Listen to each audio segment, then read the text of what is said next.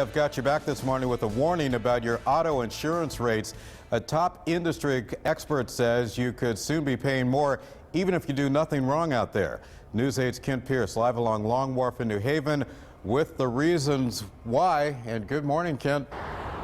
Good morning to you, Keith. And the billionaire investor who owns Geico, Warren Buffett, says your car insurance rates are probably going to go up. And if you're Warren Buffett, you make accurate economic predictions. It's just what you do. He says the reason for the increase is distracted driving. Last week we told you about a new AAA report showing 87% of drivers engage in some kind of risky behavior behind the wheel. 70% admit that they talk on the cell phone while they're driving. 42% say they read texts or emails while driving.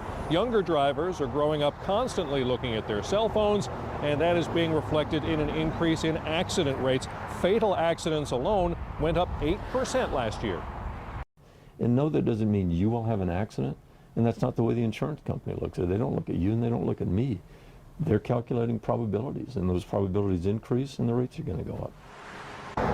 That's economics professor Don Johnson there, and he says you could still obey all the laws, never get into an accident, and still have your rates go up because your insurance company has to pay out all the claims for all the other accidents caused by all the other distracted drivers. What's worse is there's no real solution to it. We've had drunk driving laws on the books for years, but people still do that, and cell phones are even more prevalent than alcohol because most of us at least don't walk around all day with a beer in our hands, but most of us do walk around all day looking at cell phones. That makes them even harder to put down when you're behind the wheel. We have plenty of laws prohibiting distracted driving, but people still do it anyway. Live along Long Wharf in New Haven, I-95, I'm Kent Pierce, back to you.